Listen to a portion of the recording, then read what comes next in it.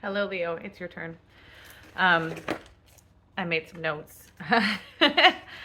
So I've got dates for you. We're going to go over it, but ultimately there is a adjustment to your core belief system that's really taking on. I mean, let's be real, you had Venus retrograde come through your actual sign. For Leo moon, it would have been more relating to your emotions and how you have your equilibrium shifted by your emotions and where that affects you more than you may have recognized in the past and how you would want to change that. That would have been that Venus retrograde experience this summer. But going into the fall, starting off with this Mercury retrograde in Virgo, which, I mean, Virgo sits right underneath you, which is your value center. It's your early upbringing. It's your talents, okay? It's your ability to understand and cognitively be aware of the way that you process and how that echoes out in the rest of your life. So that Mercury retrograde thing happening, it would have started around the 6th for you, when the sun conjunct Mercury. There would have been like a light bulb moment where you were like, oh, shiza.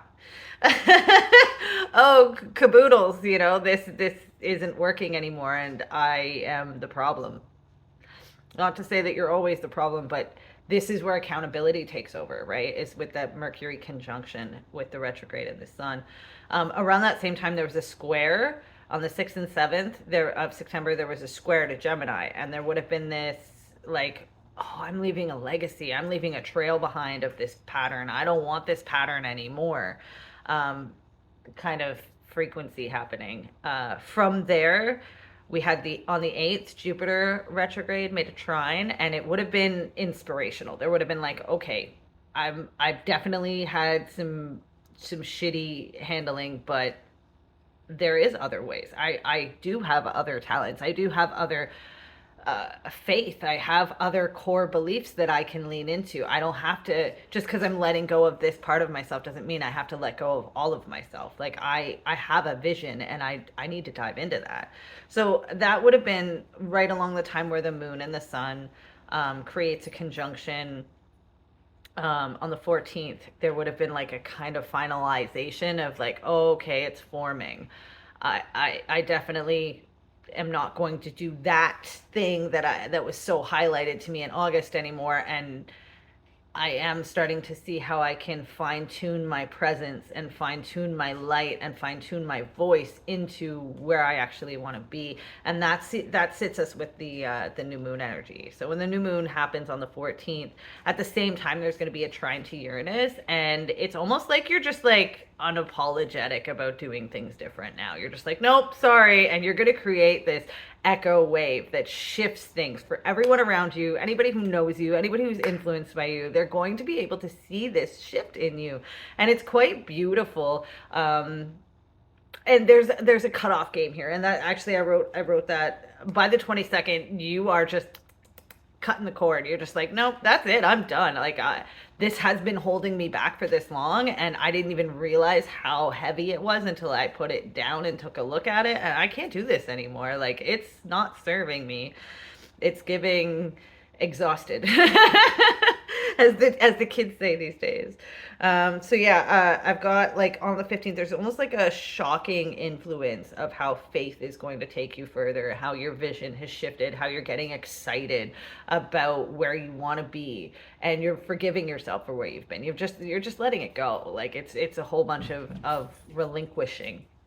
Now on the 19th, that's when we have this well, actually the 15th has that square, so you may find that you face a little bit of agitation with that 15th energy. And then yeah, on the 22nd is when the square is. Sorry. So the 14th is the new moon. That's when you're getting like the full clarity and you're moving different. And then on the 22nd is when you're going to face your first hurdle. That's when you're going to face the first adjustment to people being like, "Wait a second. You're not moving the way you used to, and we were counting on you counting yourself out, or we were counting on you, residing in your ego, and we're feeding that to you now, and it's not working like it did before." So you're gonna have a little bit of a test there around the 22nd, okay? But this is after Neptune has opposed the sun. And when Neptune opposes the sun on the 19th of September is when you're fully receiving that like release energy, and you're just like, I don't care. I don't care about who I've been. I don't care about the things that didn't work out anymore. It's done. I'm letting it go. I'm leaving it behind me. And yeah, so for the 22nd, there will be a bit of a head bumping about that, because you're not going to care, but there's plenty of people who may still be invested in who you used to be. That's when you're going to face that. And it may just be like a message from somebody you don't talk to anymore, or it may be, an assumption from a boss, or just somebody saying, hey, what did you do with your hair, man? Or like, you're not moving like you used to move. And you're just like, yeah, I'm not. That can be a problem, because if it is, there's the door. Like it's very much a cutoff game. And then I see, so for the 21st, it's kind of like the 19th into 21st has this like hiccup game with Neptune and Pluto, where you're just like, you're there may be a little bit of grief on the 19th, but by the 21st, you're just like, I don't care. Like I'm good.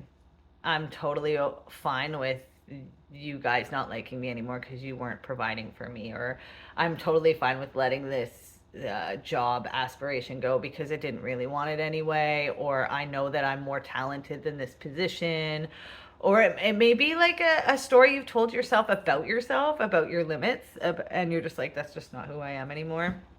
And so yeah, the full moon comes around on the 29th, and it's a full moon Pisces, so this is an opportunity for you to speak about this new version of yourself that you want to be. That speak about these new talents that you want to develop, these childhood dreams that you want to bring forth and develop on. And there is a motivational healing. There's going to be a moment where you're triggered, but it's not like you're triggered and you're frustrated. It's more like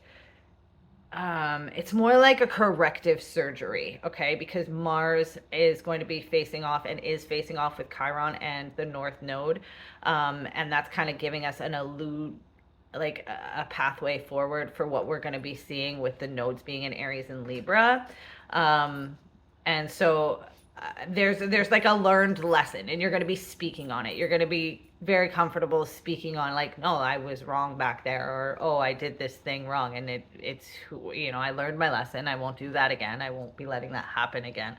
And moving forward, you're gonna be moving differently. I know I probably sound like a broken record about it, but the trigger will hit, but Mercury will be direct, so you're going to be able to speak on where in the beginning of this, around the 6th, there was that like internalized communication. Now it's going to be an externalized communication. So that 23 days in between is the buildup of your new internal power, your new version of your ego, which is a more healthy ego. It's not based on trauma. It's not based on fear. It's based on your definite sight of your goals and where you want to be. And again, there's like a big cutoff game coming. So I hope that's been helpful. We're going to look at the cards a little bit and see what they have to bring us. I'm using one of my favorite decks here, and I cut it at the success card, which is gorgeous. So we're going to look at the cards. We're going to see what we get. My dog is chasing his tail right now. It's perfect. There is going to be some fun in the mix. There's going to be some in this. Oh, there's the first card. Okay, yeah. So we're unlearning. So the Page of Swords is a happy student who sits and plays by the rules, but is definitely happy to be learning, but not necessarily humble with what they know. This is a more humbled energy, a more humbled, like looking back gracefully at your mistakes, looking back gracefully at your patterns, forgiving yourself, providing yourself a certain amount of forgiveness so that you can accept that you didn't know, because if you did know, you would do differently, and now you know better, so you'll do better, okay? And maybe even taking a couple steps backwards on like, okay, wait, I have to prioritize my list of goals because I want all these things, but my old way would have been just to like bombard the world and tell everyone that's what I'm having. Where now I'm going to work a little bit more quiet. I'm going to work a little bit more silently. I'm going to plan my stuff a little bit more meticulously. Next card up. Ooh, Queen of Cups. We're definitely feeling things out.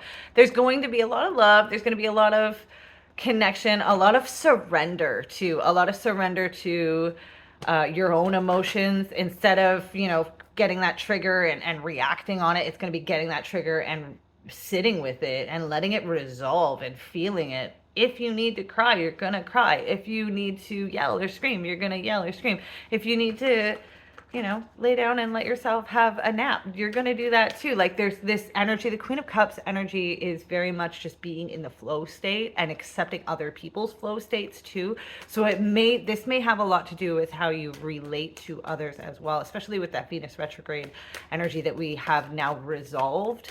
By the end of this, we are almost out of shadow. So shadow period of Venus retrograde, being all of September, is really teaching us how to move different, because of whatever calamity we faced while she was retrograde in August is not what we want to be experiencing anymore. Okay.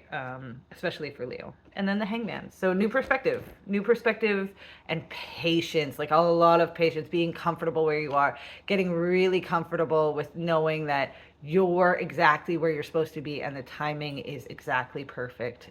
There is divine timing, it makes, and understanding that your patience with your own learning process is about developing that security in the emotion. So we're going to go a little deeper into this. I do want to know a little bit more about this lesson plan, this Page of Swords, and this revising of lesson plan. So I'm going to elaborate a little bit about that. We're going to pull some more cards on that. And then when it comes to the Queen of Cups, we're going to look at who you're tapping into, like what deities or what faith or what elements, or if there's a person that you're feeling more secure and more safe with. We're going to look into see if that's a thing. And then with the Hangman, this new perspective, I want to know a timeline for that. Like how long are you hanging out and just absorbing this before you really start to move forward?